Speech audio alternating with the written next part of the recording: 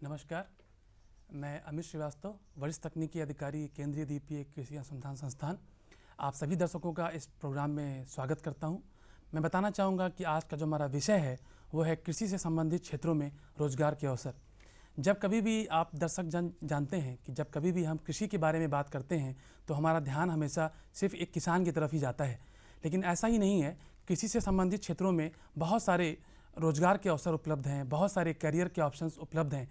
इसी बात को विस्तार से बताने के लिए आज हमारे संस्थान के 3 वैज्ञानिक यहाँ उपलब्ध हैं और हम बताना चाहेंगे, उनका परिचय देना चाहेंगे और वो ज़रूर से आपके जो भी समस्याएं हैं, जो भी करियर के बारे में प्रॉस्पेक्ट्स हो सकते हैं, उसके बारे में आपको बताएंगे। तो मैं स्वागत करता हूँ सबसे पहले डॉक्टर एस.के. जमीर अहमद, वरिष्ठ वैज्ञानिक और in charge HOD social science section.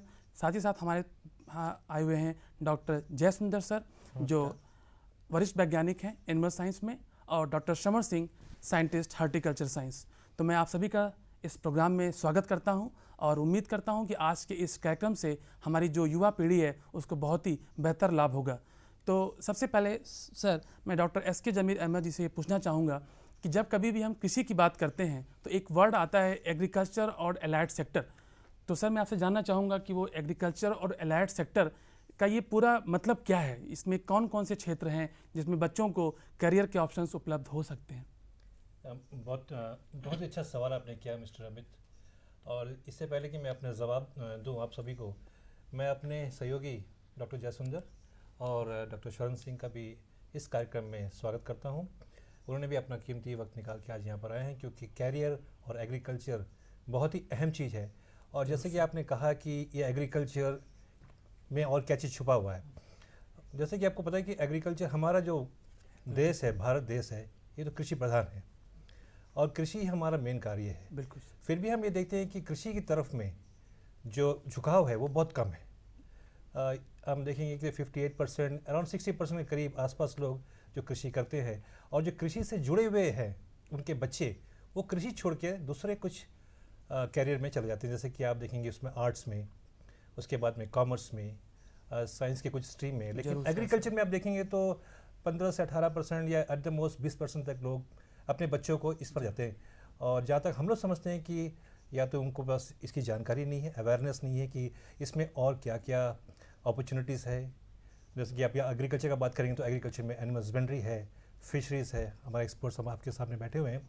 उसके बाद से आपका अलाइड साइंस आप देखेंगे तो उसमें एग्रीकल्चर इंजीनियरिंग भी है, और आपका बायो इन्फॉर्मेटिक्स है, बायोटेक्नोलॉजी है। बहुत वाइड फील्ड है, इतना वाइड फील्ड है कि अगर, और ये क्या है कि हमारे पेरेंट्स को और इवन स्टूडेंट्स को भी इसकी जानकारी नहीं है, क्योंकि इसके ये सब कोर्स करने के बाद में बच्चे बहुत अच्छी अच्छी जगह पर, सिर्फ गवर्नमेंट सेक्टर में नहीं है, एंड इवन NGOs में और प्राइवेट सेक्टर्स में अच्छे अच्छे पोजीशन में बैठे हुए हैं। ओके, धन्यवाद सर। और साथ ही साथ में आज सर ने बताया कि एग्रीकल्चर और एलाइड सेक्टर बहुत बृहद क्षेत्र है और इसमें बहुत सारी ब्रांचेज हैं। तो मैं बताना चाहूँगा कि जैसे हमारे बीच डॉक्टर जयसुंदर मौजूद हैं, जो वरिष्ठ वैज्ञानिक हैं और वेटनरी साइंस इनका स्पेशलाइजेशन है। तो सर, मैं आपसे जानना चाहूँगा कि वेटनरी साइंस की वो कौन कौन सी ब्रांचेज हैं? सर, होता क्या है कि जो बच्चा क्लास 12th पास करता है तो क्लास 12th पास करने के बाद उसके पास बहुत सारे करियर विकल्प होते हैं, लेकिन ऐसा देखा गया है कि एग्रीकल्चर के जो बच्चे होते हैं वो बहुत कम लोग ऐसे होते हैं जो एग्रीकल्चर फील्ड में नहीं जा पाते। लेकिन जब एक वक्त आता है जब उनको इस बात का अफसोस भी होता है कि काश उन्होंने पहले से एग्रीकल्चर की फील्ड चुनी होती। तो सर, मैं आपसे जानना चाहूँगा कि क्लास 12th करने के बाद वेटनरी साइंस में वो कौन कौन सी ब्रांचेज हैं जिसमें अगर बच्चा कोर्स करे तो उसको आगे जाके बेहतर करियर का विकल्प मिले? सर, धन्यवाद श्री अमित जी।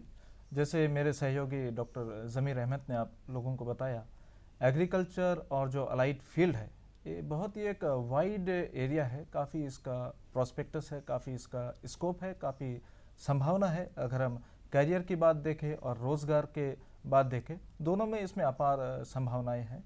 पहले मैं आता हूं, जैसे डॉक्टर जमीर ने भी इसका जिक्र किया था, हमारे देश में लगभग साल में करीब 3.5 लाख जो बच्चे हैं वो कॉलेज के स्तर में जाते हैं 12th पास के बाद। लेकिन जब हम एग्रीकल्चर में एडमिशन हम देखते हैं, इसमें इसकी संख्या काफ़ी कम है, लगभग 0.6% के करीब है, जो कि बहुत ही मामूली है, बहुत ही कम है। और वहीं आप तुलना करेंगे जो वेटनरी कैरियर में जो बच्चे जाते हैं उसकी संख्या तो बहुत ही कम है, लगभग 0.15%। तो ये मैं कहना चाहूँगा कि हालांकि हमारा जो देश है कृषि प्रधान देश है, कृषि से हमारा देश जुड़ा हुआ है, कई सालों से जुड़ा हुआ है और आगे भी जुड़ा रहेगा, लेकिन जो संख्या इसमें कृषि के ओर जो जा रही है, जो हमारा जो युवा वर्ग है क्लास 12 के बाद जो लोग कैरियर को चुनते हैं एग्रीकल्चर और जो अलाइड फील्ड, इसकी संख्या दिन बर दिन कम होती जा रही है। इसका जैसे जिक्र डॉक्टर ज़मीर ने कहा था कि इसके अवेयरनेस यानी कि जागरूकता की कमी भी हो सकती है, इसीलिए आज हम यहाँ पे मौजूद हैं आप लोगों को इसके बारे में जानकारी देने के लिए। जैसे आपने मुझे एक सवाल पूछा था कि वेटनरी प्रोफेशन को कैसे जो बच्चे हैं अपना एक कैरियर चुने, इसके लिए मैं सभी बच्चों को बताना चाहूँगा और जो पेरेंट्स हैं खासकर उन सभी लोगों को मैं बताना चाहूँगा कि जो बच्चे अभी 12th में हैं और जो 12th की परीक्षा अभी देने वाले हैं, उन लोगों को मैं बताना चाहूँगा कि जैसे मेडिकल का एंट्रेंस होता है उसी तरह वेटनरी का भी एक एंट्रेंस एग्जामिनेशन होता है, ऑल इंडिया के स्तर पर होता है। All India veterinary entrance examination हम कहते हैं, टेस्ट कहते हैं, जो कंडक्ट करती है veterinary council of India. Veterinary council of India एक अपेक्स बॉडी है। ये क्या करती है कि हर एक क्षेत्र में, हर एक राज्य में, हर एक केंद्र शासित राज्य में ये परीक्षा जो है कंडक्ट कराती है। यहाँ में भी हमारा जो Andaman Nicobar union territory veterinary council है, जो वेटनरी काउंसिल है एनिमल हस्बेंड्री डिपार्टमेंट, वो इस परीक्षा को कराती है और इसके जो एग्जामिनेशन के जो एंट्रेंस के जो फॉर्म है ये भी अभी कुछ दिनों में उपलब्ध हो जाएंगे। और इसकी जो परीक्षा जो होती है, जो एंट्रेंस एग्जामिनेशन होती है, ये मई के महीने में होती है। तो कोई भी स्टूडेंट इसको आराम से ऑनलाइन भी आप देख सकते हैं। मैं ऑनलाइन बताना चाहूँगा, आप नोट कर सकते हैं www.vci.nic.in। मैं एक बार फिर से दोहराता हूँ, www.vci यानी कि वेटनरी काउंसिल ऑफ इंडिया.nic.in। इस साइट पे जाके आपको वेटनरी का जो एंट्रेंस का जो टेस्ट होता है इसके बारे में आपको पूर्ण जानकारी आपको मिल सकती है। आपको कहाँ से इसका फॉर्म लेना होता है, इसकी एग्जामिनेशन कब होगी, कहाँ पे होगी। जैसे मैंने बताया कि हमारे इन द्वीप समूह के लिए हमारे जो डिपार्टमेंट ऑफ एनिमल हस्बेंड्री है, वहाँ से आप इसके फॉर्म ले सकते हैं। आप फॉर्म को ऑनलाइन भी भर सकते हैं। इसके लिए आपको शुल्क जो है 1600 रुपये का जो है एग्जामिनेशन फ़ीस आपको देना पड़ेगा और इसके बाद आप फॉर्म लेकर इसको ऑनलाइन भी आप इसको दे सकते हैं। एडमिट कार्ड भी आप ऑनलाइन प्राप्त कर सकते हैं और एग्ज़ाम दे सकते हैं। एग्ज़ाम होने के बाद क्या होता है कि हमारे देश में लगभग 40 कॉलेज हैं, वेटनरी कॉलेज, और लगभग 8 यूनिवर्सिटी हैं, वेटनरी यूनिवर्सिटी। पहले वेटनरी यूनिवर्सिटी, एग्रीकल्चर यूनिवर्सिटी एक साथ होती थी, आजकल वेटनरी भी अलग एक यूनिवर्सिटी अपना बना चुकी है। लगभग अभी पूरे भारतवर्ष में लगभग 8 यूनिवर्सिटी है और करीब करीब 40 वेटनरी कॉलेजेस हैं। तो वेटनरी काउंसिल ऑफ इंडिया क्या करती है, सभी वेटनरी कॉलेजेस में जो 15% जो सीट होती है इस एंट्रेंस एग्जामिनेशन के द्वारा वहाँ पे बच्चों को मौका देते हैं। बच्चों को जो इसमें रैंक आता है उस रैंक के आधार पर उनका काउंसलिंग होता है और उनको वहाँ पे एडमिशन दिया जाता है। तो जैसे मैंने बताया कि इसमें आप बच्चे एग्जामिनेशन देने के बाद में जब रैंक आएगा उनका काउंसलिंग होगा और काउंसलिंग के आधार पर वो अपना कॉलेजेस जो है वो चुन सकते हैं। तो धन्यवाद सर। तो सर क्या कैरी में भी जाकर के भी क्या इसके फॉर्म प्राप्त किए जा सकते हैं या सिर्फ जो है डिपार्टमेंट जाना पड़ेगा? नहीं, वेटनरी टेस्ट के लिए जो प्री मेडिकल टेस्ट होता है इसके फॉर्म जो है वेटनरी काउंसिल ऑफ इंडिया जो कंडक्ट कराती है, जैसे मैंने बताया। और हमारे इन द्वीप समूह के लिए डिपार्टमेंट ऑफ एनिमल हस्बेंड्री जो पशुपालन विभाग है वो इस एग्ज़ाम को कंडक्ट कराती है और फॉर्म भी आपको वहीं से प्राप्त होगी। और जैसे आपने बताया कि कैरी जो हमारा संस्थान है, जैसे हमारा भारतीय कृषि अनुसंधान परिषद के अंतर्गत आता है, ये भी एक एंट्रेंस एग्जामिनेशन कंडक्ट कराती है, जिसे हम all India entrance examination for agriculture कहते हैं। जो बच्चे एग्रीकल्चर में इंटरेस्ट हैं, उसमें आगे अपना कैरियर चुनना चाहते हैं, इसके लिए भी हमारा भारतीय कृषि अनुसंधान परिषद जो है अंडर ग्रेजुएट लेवल यानी कि ग्रेजुएशन लेवल और पोस्ट ग्रेजुएशन लेवल के एग्ज़ाम कंडक्ट कराती है। इसकी फॉर्म जो है हमारे संस्थान से प्राप्त कर सकते हैं जी। और साथ ही साथ हमारा संस्थान इसका सेंटर भी है। हाँ, हमारे संस्थान में भी आप एग्ज़ाम भी दे सकते हैं। हाँ, ये सेंटर भी है ताकि यहाँ के बच्चे अपना एग्ज़ाम पोर्ट ब्लेयर में ही दे सके। पोर्ट ब्लेयर में हमारे कैरी जो संस्थान है जी। उसी में आके तो अपना एग्जाम सर ये जो एग्ज़ाम होता है वो ऑफलाइन होता है कि ऑनलाइन होता है? कैरी में जो एग्ज़ाम होता है ये क्या? नहीं नहीं, ऑफलाइन नहीं होता ये, ऑनलाइन नहीं होता है। अच्छा, इनको ये- एक्चुअली मेन जो होता है ये मेडिकल, ये वेटनरी का जो टेस्ट होता वो है, देना होता है इसमें सर। बच्चों को मिनिमम जो ये होता है कि क्वालिफिकेशन जी, 50% वो फॉर्म मिनिमम भर 12th के में एग्ज़ाम देना होना होता है। चाहिए। जी sir. Physics, chemistry and biology, Biology, ये जो 3 सब्जेक्ट है, जी, जी, इन्हीं 3 सब्जेक्ट में से क्वेश्चन आता है। और जो क्वेश्चन होता है, क्वेश्चन पेपर लगभग 200 मार्क्स का होता है, जिसमें बायोलॉजी 80 मार्क्स का होता है और फिजिक्स और केमिस्ट्री 60 मार्क्स की होती है। Okay sir. तो सर ने काफ़ी जानकारी दी अभी आपको वेटनरी साइंस के बारे में, और हमारे बीच डॉक्टर श्रवण सिंह सर भी आए हुए हैं, मौजूद हैं। तो सर मैं आपसे जानना चाहूँगा कि जब हम एग्रीकल्चर सेक्टर की बात करते हैं, एग्रीकल्चर सेक्टर में तो बहुत सारी ब्रांचेज होती हैं, जैसा मैंने सुना है हॉर्टिकल्चर, फील्ड क्रॉप। तो सर मैं आपसे जानना चाहूँगा कि एग्रीकल्चर सेक्टर में वो कौन कौन सी ब्रांचेज हैं जिसको कोर्स करने से बच्चों को आगे जा कर के करियर के अच्छे ऑप्शंस मौजूद हों? आपका प्रश्न बहुत ही वाजिब है। कृषि के अंदर जब हम पढ़ाई करते हैं 12th के बाद जब एडमिशन लेते हैं तो कई अलग अलग प्रकार के कोर्सेज मिलते हैं अंडर ग्रेजुएशन में। उसमें बीएससी एग्रीकल्चर कर सकते हैं बच्चे, बीएससी हॉर्टिकल्चर कर सकते हैं, एग्रो फॉरेस्ट्री कर सकते हैं, बीएससी आज के दिन बायोटेक्नोलॉजी भी होता है, आप मैनेजमेंट में भी जाते हैं बच्चे। तो ऐसे कई प्रकार के ऑप्शंस हैं, ये बड़े स्तर में हैं। यदि उसी के अंदर में जाते हैं आफ्टर जब बीएससी के बाद में, तो हम थोड़ा और सब्जेक्ट्स को चुनते हैं। उसमें प्लांट पैथोलॉजी है, प्लांट प्रोटेक्शन के अंदर में दूसरा एंटोमोलॉजी है, जो फसलों के अंदर जो कीड़े लगते हैं या बीमारियां लगती हैं उनके लिए सब्जेक्ट्स होते हैं। इसी प्रकार एग्रोनॉमी है, आपका सॉइल साइंस है। तो ऐसे करके जैसे जैसे बच्चा आगे बढ़ता है वो अपना स्पेशलाइजेशन चुनता है। लेकिन शुरुआती स्तर पे हमारे पास 3 या 4 ऐसे ऑप्शंस हैं जहां बच्चा अपनी ग्रेजुएशन की पढ़ाई करके आगे का रास्ता चुन सकता है। धन्यवाद सर। और मैं डॉक्टर एस.के. जमील अहमद जी से जानना चाहूँगा सर, जब हम कभी फिशरीज़ की बात करते हैं, तो जब हम फिशरीज़ की बात करते हैं तो हमेशा हमारे जहन में आता है कि कोई मछली पकड़ने जा रहा है, लेकिन ऐसा नहीं है। फिशरीज़ का भी बहुत सारा कोर्स है जिसको करने से बच्चा वैज्ञानिक भी बन सकता है, टेक्नीशियन भी बन सकता है, प्रोफेसर भी बन सकता है। तो सर मैं आपसे जानना चाहूँगा कि फिशरीज़ में ऐसा क्या कोर्सेज़ हैं करने से जिसको बच्चा आगे जा कर के फिशरीज़ सेक्टर में अच्छा कर सके? जैसे कि हम अमित जी, जैसे कि हमारे सहयोगी डॉक्टर श्रवण सिंह और डॉक्टर जसविंदर ने बताया है, जी सर। मैं थोड़ा सा आगे बढ़ाने के लिए फिशरीज सेक्टर में, जैसे आपने पूछा है, जी वो सेम स्कोप जैसे कि एग्रीकल्चर में है, फिशरीज में भी जैसे डॉक्टर श्रवण ने बताया था कि अगर वो बीएससी एजी के बाद में आगे बढ़ना चाहता है, या तो उसमें भी अभी फील्ड हो गया है, एक्वाकल्चर हो गया है, मैरीकल्चर हो गया है, बहुत सारे ब्रांच आपके हेल्थ के ऊपर हो गया है, डिजीज़ के ऊपर हो गया है, और रिसोर्स मैनेजमेंट के ऊपर में हो गया, फिश रिसोर्स मैनेजमेंट के ऊपर में। और अच्छे अच्छे यूनिवर्सिटीज़ है, जैसे कि मुंबई में यूनिवर्सिटीज़ है, आपका CIFE है, आपका काफ़ी डीम यूनिवर्सिटीज़ है जो इस कोर्स को ऑफ़र करते हैं, और बहुत ही अच्छा स्कोप फिशेज सेक्टर में भी है। मैं आना चाहता हूँ एग्रीकल्चर की तरफ में भी। जी जी जी। अगर एग्रीकल्चर, जैसे कि डॉक्टर श्रवण ने कहा था कि कुछ सेक्टर का बताया था इन्होंने, बायोटेक्नोलॉजी है, बायो इन्फॉर्मेटिक्स है, इवन आपका एग्रो मेट्रोलॉजी है, इकोनॉमिक्स एंड मार्केटिंग। कि जैसे जैसा कि स्तर बढ़ते जा रहा है उस वजह से नए नए कोर्स आते जा रहे हैं, और बच्चों के लिए एग्रीकल्चर और अलाइड फील्ड, यानी कि एग्रीकल्चर, हस्बेंड्री, फिशरीज हुआ, हॉर्टिकल्चर हुआ, वो आपको और भी डिटेल में बताएंगे कि हॉर्टिकल्चर में भी ओलरीकल्चर हो गया, पोमोलॉजी हो गया, फ्लोरिकल्चर हो गया, लैंडस्केपिंग हो गया। कि बच्चे को इस स्कोप के बारे में इतने अवेयरनेस नहीं है, और बच्चे से ज़्यादा इवन पेरेंट्स को भी नहीं है।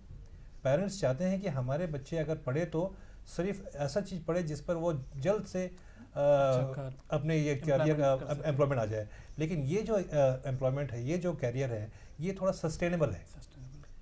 ये एक बार करने के बाद ये बहुत लॉन्ग रन तक सस्टेन करता है, और आपको हर जगह पर, एक तो पहला बात कृषि प्रधान देश का एक बहुत बड़ा सिंपलाइज करता है, एक दूसरा चीज़ है, और दूसरा है कि हम अपने देश में हैं और हम अपने ही चीज़ को इतना ज़्यादा इंपॉर्टेंस नहीं दे के दूर जा रहे हैं, तो अपने आप को सिंबलाइज भी करते हैं हम लोग, और साथ ही साथ एक वाइट कॉलर जॉब की तरह आप इसको कर सकते हैं, क्योंकि आपके पास बहुत एवेन्यूज़ है, रिसर्च भी है, आपके पास टीचिंग भी है, आपके पास मार्केटिंग भी है, आपके पास मैनेजमेंट पोजीशन भी है।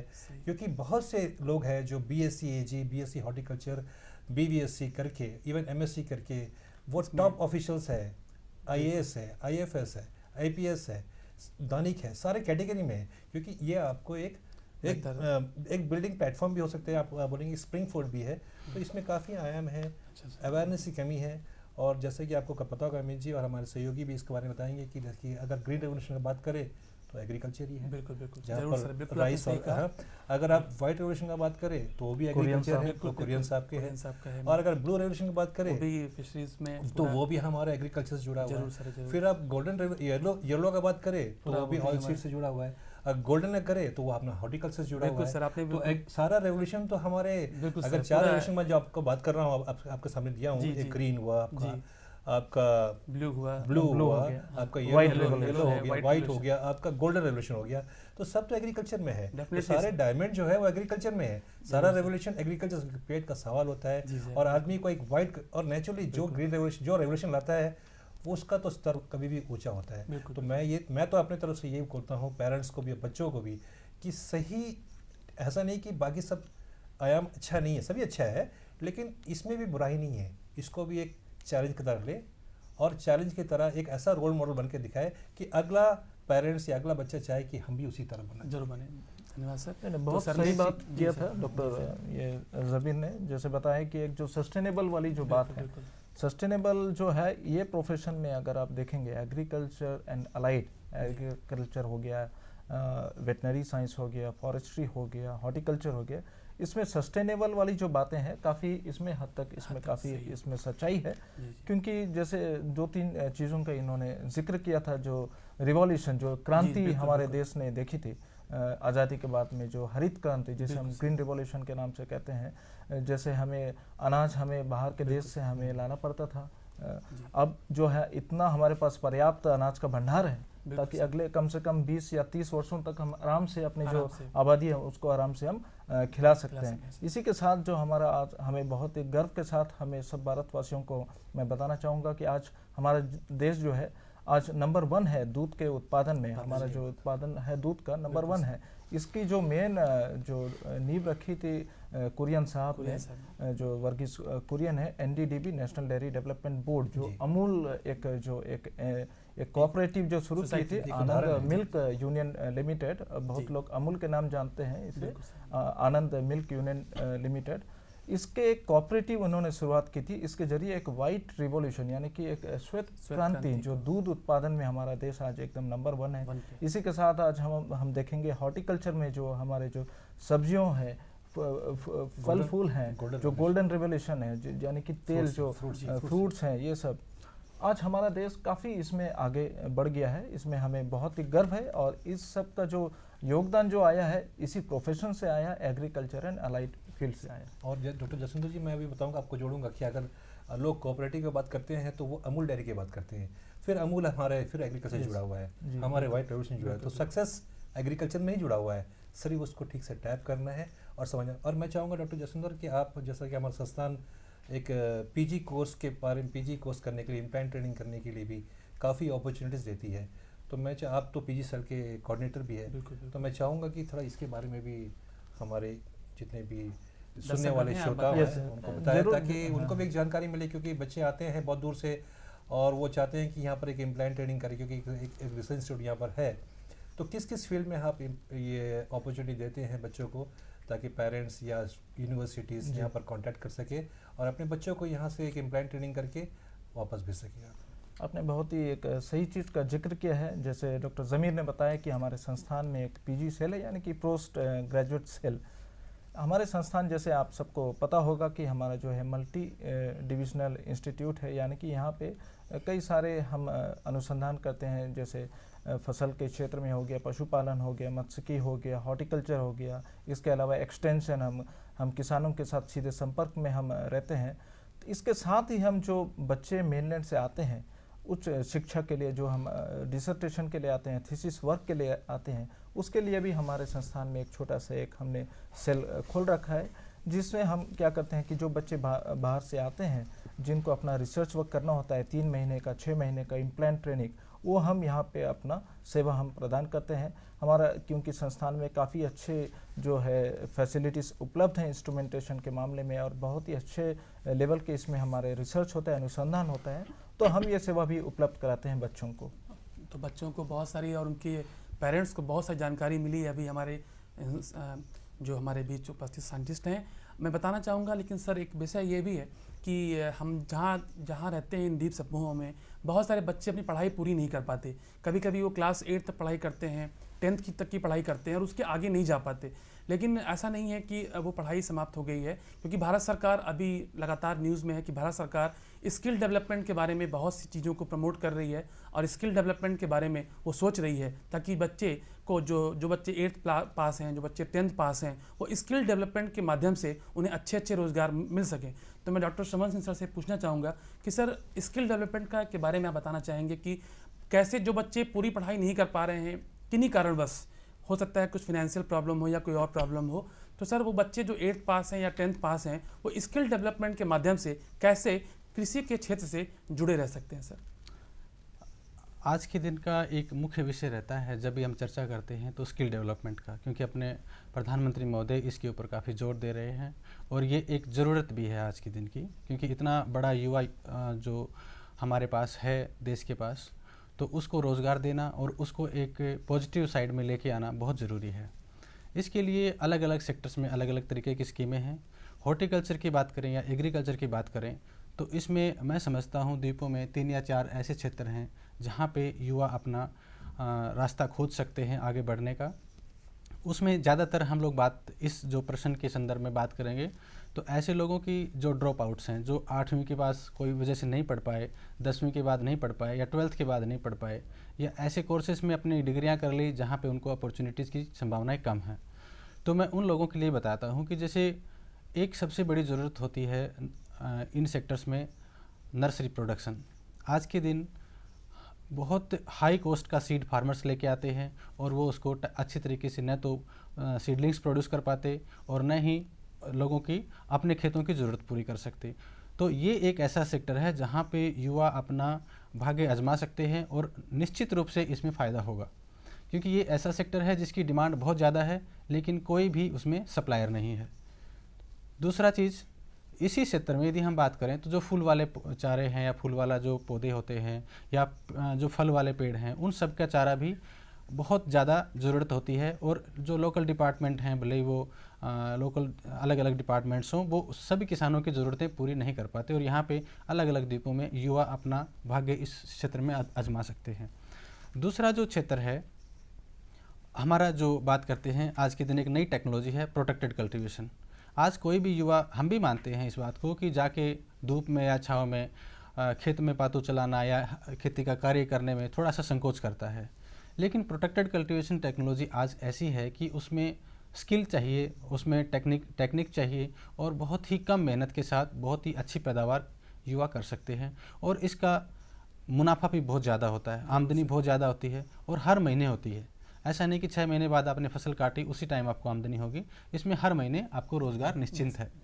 तो ये एक ऐसा ऑप्शन है इसमें, और इसके लिए कोई बहुत बड़े हेक्टर्स लैंड की ज़रूरत नहीं, छोटे एरिया में भी ये टेक्नोलॉजी लगाई जा सकती है।